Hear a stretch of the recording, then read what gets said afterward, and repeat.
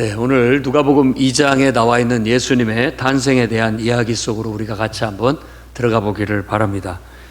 2000년 전에 베들레헴 들판에서 한밤중에 양들을 지키던 목자들에게 천사가 나타나서 다윗의 동네에 바로 구주가 나셨다라는 정말 온 세상에 기쁜 소식을 알리고, 그 다음 광경은 천군 천사들이 찬양을 하는 찬양 소리를 들었습니다.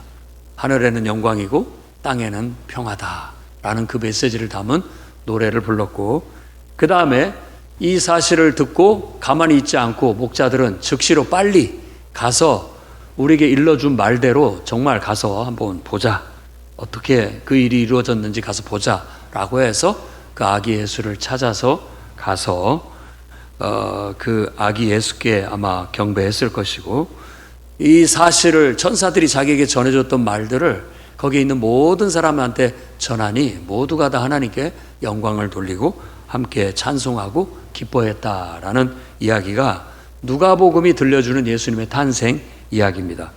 이 말씀을 통해서 오늘날 우리가 이 시대를 살아가는 우리에게 하나님이 주신 메시지를 들을 수 있는 귀가 열릴 수 있기를 바랍니다. 맨 먼저 첫 번째로는 하나님이 주신 이 복음은 바로 어둠을 밝히는 빛입니다. 믿으십니까? 아멘. 어둠을 밝히는 빛으로 예수님이 이 땅에 오셨습니다. 그래서 우리도 어두운 세상 속에서 살아가고 있지만 그 어두움 속에서 예수 그리스도를 믿는 믿음을 통해서 여러분의 어두운 마음을 밝은 빛으로 비출 수 있기를 바랍니다. 오늘 예수님의 탄생 소식을 듣던 사람들은 누구도 아니에요. 아주 믿음 좋은 종교인도 아니고 어떤 성직자도 아니고 들에서 양을 치고 있는, 그리고 또 한밤중에 양을 지키고 있는 목자들에게 나타났다고 얘기합니다. 그래서 이 말씀을 우리가 깊이 한번 묵상을 해볼 필요가 있습니다. 일단은 목자, 그리고 밤, 그리고 그들이 하고 있는 것은 양을 지키고 있었다는 거예요. 하나님은 그들에게 이 땅에 오실 예수 그리스도에 대해서 계시하고 계시는 거예요. 자, 오늘날 여러분, 우리에게도 하나님이 찾아오시는데 하나님이 찾아왔을 때 그 하나님을 우리가 들을 수 있고 그 하나님을 만날 수 있는 최적의 조건은 바로 이겁니다. 밤이 되면 더 밤하늘의 별빛은 밝게 빛나죠. 밤에만 볼 수 있습니다. 별은 낮에도 분명히 하늘에 별이 있지만 우리 눈에 보이지 않습니다. 근데 어두운 밤이니까 더 뚜렷하게 별빛이 보이는 것처럼 어쩌면 우리의 삶에도 어떤 어둠과 같은 어려움, 그리고 또 복잡하고 불안한 그런 마음이 우리에게 찾아왔을 때 바로 하나님에 대한 필요성을 더 뚜렷하게 느끼고 하나님이 나를 창조하셨다는 걸 더 깨닫게 되고 하나님이 얼마나 우리를 사랑하시는지를 더 알게 되는 깨달음이 있는 거예요. 그래서 밤은 때로는 어둡기 때문에 불안하고 두려운 환경이지만 오히려 그 불안하고 두려운 환경 속에서 우리가 하나님을 더 발견할 수 있는 축복도 누릴 수 있다라는 걸 깨닫기를 바랍니다. 성경에서는 항상 그런 어두운 밤과 같은 상황 속에 하나님이 인간들을 찾아가셨습니다. 아브라함도 그에게 자녀가 없는 어두운 밤을 지내고 있을 때 하나님은 빛으로 그에게 찾아가신 거예요. 내 자손으로 하늘의 별처럼 바다의 모래알처럼 많게 하겠다. 그것은 그들에게는 희망이었죠. 그런 희망이 하나님께로부터 주어졌기 때문에 그들은 그 소망을 붙잡고 주님이 인도하심을 따라 나아갈 수 있었다고 볼 수 있겠습니다. 애굽에서 잘 살려고 갔지만 사실은 노예 생활로 고통을 받고 있던 이스라엘 백성들이 날마다 이렇게는 못 살겠다, 우리를 인도하신다는 하나님은 어디 계시냐, 그 어둠 속에서 바로 하나님을 찾게 되고 하나님의 구원의 빛을 보게 되는 걸 알 수 있습니다. 오늘 여러분은 어떻습니까? 우리도 현실을 살아가는 데 있어서 누구도 편안한 삶은 없습니다. 순간순간 좋은 일은 있을 수 있으나 항상 어려움이 우리에게 닥쳐오게 돼 있습니다. 왜냐하면 우리가 살아가는 시대는 어느 시대 못지않게 불안한 미래를 예견하고 있습니다. 또 다들 우리나라도 이제 선진국 대열에 들어서서 잘 산다고 하지만 다 경제적인 불안함을 안고 살아가고 있습니다. 그리고 정말 이렇게 다 인격이 존중되어져야 된다라는 그야말로 민주주의, 그리고 자유민주주의, 그리고 모든 사람들의 인권이 존중되는 그런 사회 속에 살고 있지만 묘하게도 인간관계 속에서 오는 갈등과 인간관계로 말미암아 벌어지는 범죄나 또 그걸로 인해서 시달리고 있는 정신질환들은 지금도 많습니다. 너무나 우리는 어두운 밤을 지내고 있어요. 어두운 밤을 지내고 있습니다.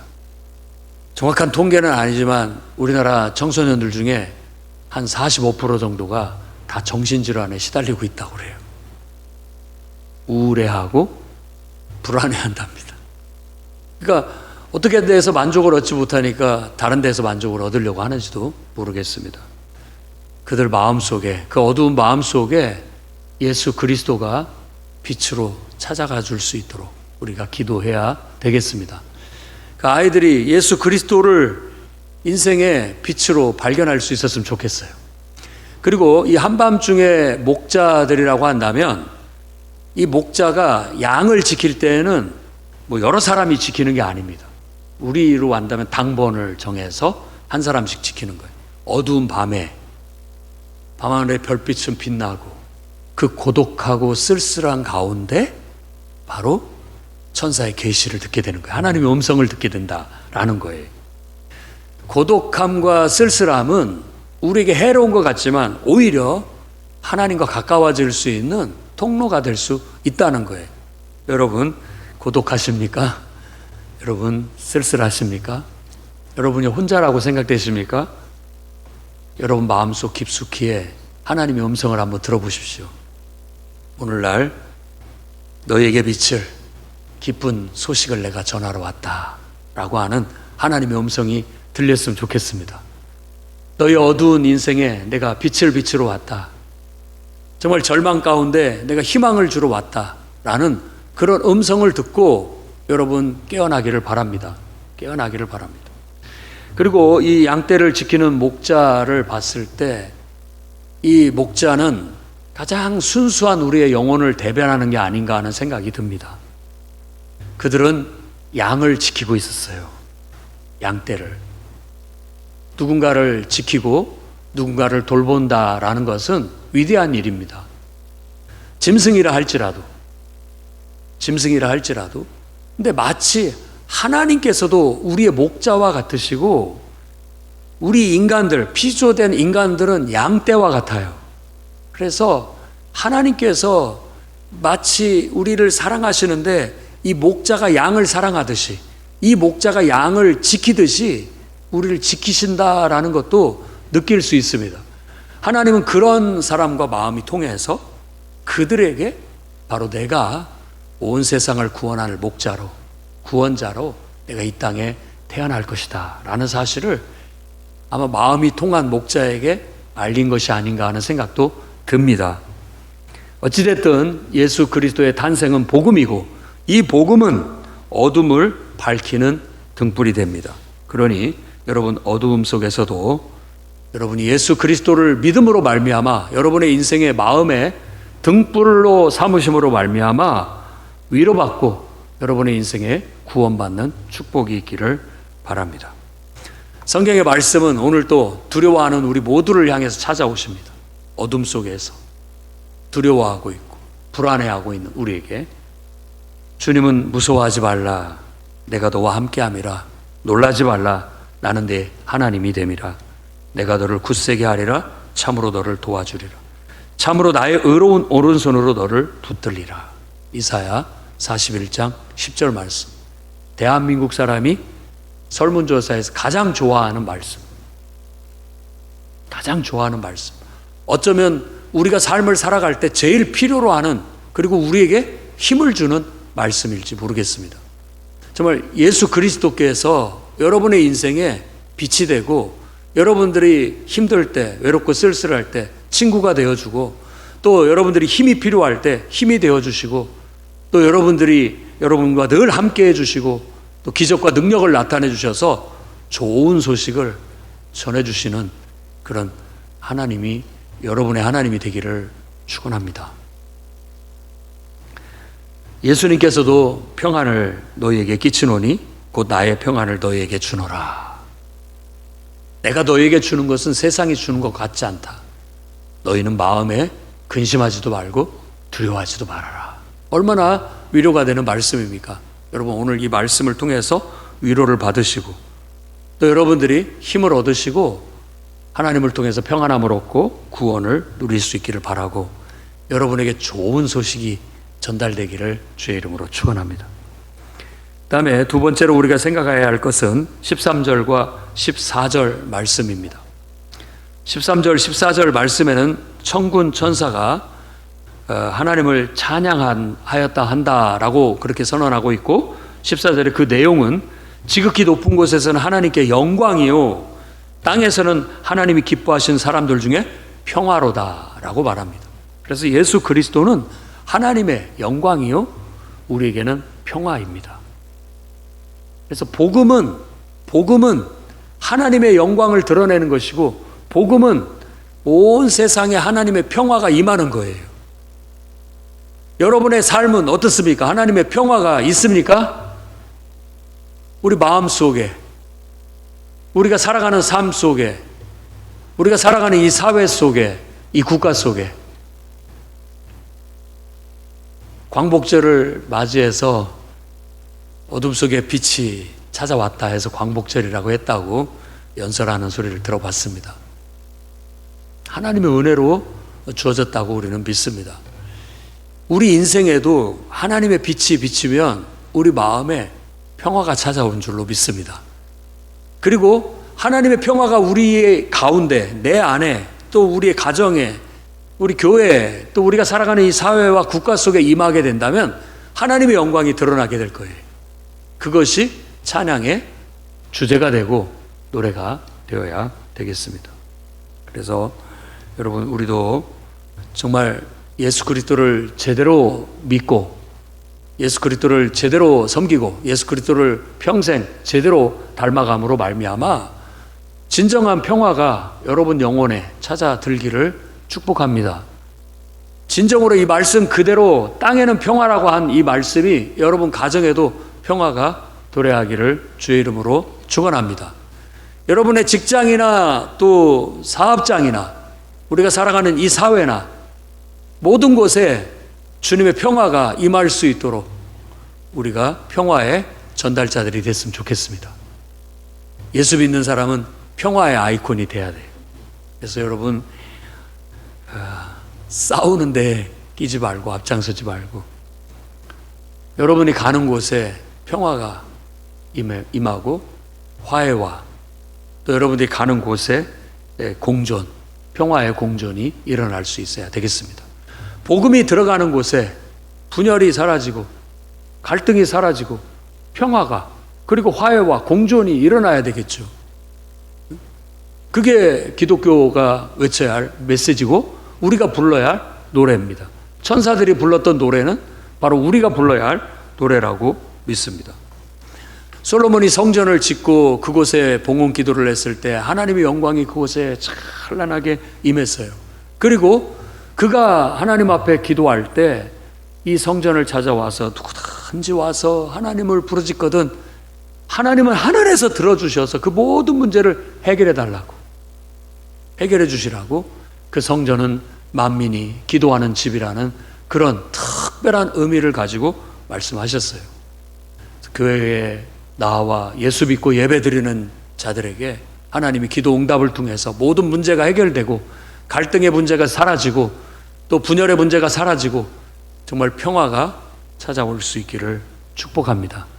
그래서 하나님의 영광이 성전에도 임하고 내 개인의 인격에도 임하고 가정에도 임하고 정말 모든 곳곳에 하나님의 영광이 드러날 수 있었으면 좋겠습니다. 우리는 그 열매를 보고 압니다. 세상에 일어나는 많은 일들을 보면 그게 정말 하나님의 영광을 드러내는 일인가? 정말 저것이 복음으로 말미암아 이 땅에 복음의 능력으로, 말씀의 능력으로, 예수 그리스도의 그 복음의 능력으로 평화가 임하는 과정인가? 우리는 알 수 있습니다. 아니면 그건 오히려 분열을 조장하고 오히려 더 사회를 갈등으로 치닫게 하고 극단으로 치닫게 해서 다툼만 일으키게 하는 것인가? 우리 눈으로 얼마든지 분별해 볼 수가 있습니다. 예수 그리스도는 하나님의 영광과 이 땅에 평화를 위해서 오셨습니다. 그러니 누구든지 예수 그리스도를 영접하고 그분으로 말미암아 진정한 마음의 평안을 얻는 사람들은 나아가 온 세상을 평화롭게 하는 데 쓰여지는 도구가 되어야 되겠습니다. 마른 광야에도 단비가 내리면 만물이 다시 푸르게 살아납니다. 우리 영혼들 속에도, 메마른 영혼들 속에도 주님의 평화가 임하면 우리 마음에도 아름답고 귀하고 좋은 것들이 이렇게 돋아나서 정말 웃을 일, 기뻐할 일, 감사할 일, 정말 축복할 일, 이런 일들이 좀 많이 있어서 좀 마음이 따뜻해지고 마음이 좀 평안해지고 또 행복해지고 감사하고 기뻐할 수 있는 그런 열매들이 많이 맺어질 수 있었으면 좋겠습니다. 우리는 늘 복잡한 세상 속에 살다 보니까 우리 마음이 고요하지 못하고 수시로 폭풍이 일듯이 풍랑이 일면서 요동치는 경우가 있습니다. 그럴 때 우리 마음속에 찾아오셔서 그 풍랑을 잠재워 주실 분도 예수 그리스도라는 것을 믿으시기 바랍니다. 예수 그리스도의 복음이 제대로만 전해지고 모든 사람들이 자기 감정과 자기 생각을 내려놓고 예수 그리스도의 복음 앞에 회개하고 바로 서게 된다면 지금 다툼이 있는 곳에 다툼이 사라질 겁니다. 분열이 있는 곳에 분열이 사라질 겁니다. 전쟁이 있는 곳에 전쟁이 다 사라지게 될 줄로 믿습니다. 그게 바로 예수 그리스도께서 이 땅에 오신 목적이고 예수 그리스도께서 이 땅에 오셔서 우리에게 선포하신 메시지입니다. 온 세상에 평화가 임하게 하시려고 주님이 오셨습니다. 우리는 먹든지 마시든지 항상 하나님의 영광을 위해서 해야 되겠습니다. 여러분이 하는 일이 하나님의 영광을 위한 건가? 다시 묻고 그렇게 말하고 그렇게 행동하십시오. 화평케 하는 자는 복이 있나니 그들이 하나님의 아들이라 일컬음을 받는다고 했습니다.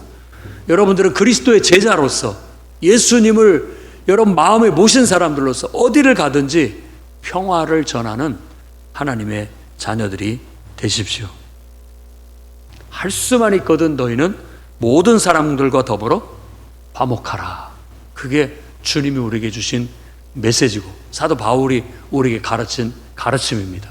할 수만 있다면 우리의 삶에 하나님의 은혜로 평화가 있기를 바랍니다. 여러분 말 그대로 세상은 악하고 그렇게 만만하지가 않죠. 또 순한 우리들을 잡아먹으려는 늑대들이 이리들이 얼마나 많은지 너희를 보냄이 양을 이리 가운데 보낸 것 같도다 라고 그랬다고요. 주님은 그럼에도 불구하고 내가 너희와 함께한다, 내가 너희를 지켜준다 라고 약속하셨습니다. 우리는 어찌됐든 평화의 아이콘이고 평화의 전도자고 온 세상에 하나님의 정의와 하나님의 진리와 하나님의 평화를 전하는 그런 하나님의 일꾼이라는 사실을 잊지 않고 우리도 평화를 전하는 삶을 살기를 주의 이름으로 축원합니다. 세 번째로는 보고 들은 좋은 소식을 가서 알려야 된다는 거예요. 좋은 소식을 알리는 그런 발걸음이 되시기를 축복합니다. 가장 좋은 거죠. 좋은 소식 알리는 거. 목사님 이런 좋은 소식이 있습니다. 저희 교회도 들려줘 왔으면 좋겠습니다. 여러분들도 누군가한테 좋은 소식을 알리는 그런 복이 있기를 바랍니다. 목자들은 이 소식이야말로 너무나 좋은 소식이었기 때문에 정말로 그 일이 이루어졌는지 가서 확인하자, 그러면서 빠르게 갔다라고 성경이 말하고 있고, 가서 그걸 보고는 이 말대로 된 것을 보면서 천사가 자신들에게 일러준 말을 다 그들에게 전하게 된 거예요. 그러니까 뭐 요즘 말로 한다면 가서 간증을 한 거죠. 하나님이 자기에게 나타나셨고 자기들에게 말씀하시고 역사하신 것을 말하면서 은혜를 나누니까 거기 있는 사람들이 다 듣고 놀라워하고 함께 기뻐하고 찬양하고 했다는 걸 알 수 있죠. 우리의 목장 모임이나 교회 안에 우리의 모든 성도들 간의 교제도 이와 같은 교제가 돼야 될 줄 믿습니다. 일주일 동안 우리가 흩어져 살지만 고독하고 쓸쓸하고 어두운 밤 속에 양떼를 지키는 그런 삶을 살고 있으면서 하나님을 경험하고 하나님을 체험하고 하나님의 음성을 듣고 은혜 받은 것들이 있어서 빨리 가서 이걸 알려야 되겠다, 나눠야 되겠다 하는 기쁜 마음으로 모여서 은혜를 나누니까 서로 그 기쁨이 전달되고 전염되고 전달되니까 함께 기뻐하고 함께 찬양하고 그러면서 하나님께 영광을 돌리게 되니 이 모습이 얼마나 아름답습니까? 우리가 받은 은혜를 가만히 묻어두고 망각해버린다면 그 은혜는 아무것도 아니겠지만은 우리가 받은 은혜를 기쁘게 여기고 즉시로 가서 그 은혜를 나누고 더 많은 사람들한테 우리가 그 사실을 전하게 된다면 그 은혜는 다른 사람들의 영혼을 살리고 다른 사람들의 영혼에게도 기쁨을 전해주고 평화를 전해주는 그런 발걸음이 될 줄로 믿습니다. 사도들도 예수님이 부활하신 것을 보고 너무 기뻐했고 그들이 당장이라도 가서 예수님 부활하셨다라는 사실을 막 기쁨으로 알리고 싶었지만 너희는 이 예루살렘 성에 유하면서 위로부터 성령이 임할 때까지 기다려라. 성령이 임하면 너희가 권능을 받고 예루살렘과 온 유다와 사마리아와 땅끝까지 이르러서 내 증인이 될 것이다. 우리가 보고 듣고 경험한 것도 있지만 정말 하나님의 성령의 권능이 우리에게 함께할 때 우리 힘으로 하는 게 아니라는 걸 주님은 깨우쳐주고 있는 거예요. 우리 힘으로 하는 게 아닙니다. 성령이 역사해서 성령의 능력으로 하나님이 우리를 통해서 역사하신다는 걸 깨우쳐주고 있는 것이죠. 그래서 우리도 정말 하나님 앞에 은혜 받고 말씀에 은혜 받고 깨달음을 얻고 내게 주신 그 은혜를 경험하고 빨리 가서 다른 성도들에게 나눠야 되겠다. 이 사실로 하나님께 영광을 돌리고 간증해야 되겠다. 이 사실로 우리가 하나님께 간증하고 찬송하고 주님께 영광을 돌려야 되겠다 하는 그런 뜨거운 마음이 일어날 수 있기를 바랍니다. 그래서 막 성령으로 충만해져서 전하지 않고는 견딜 수 없고 또 우리가 예수 그리스도의 복음을 구원의 복음, 평화의 복음을 전할 때 나는 전하는 그냥 인간의 방법으로 나아가지만 하나님의 성령이 역사해 주시면 기적도 나타나고 능력도 나타나는 거예요.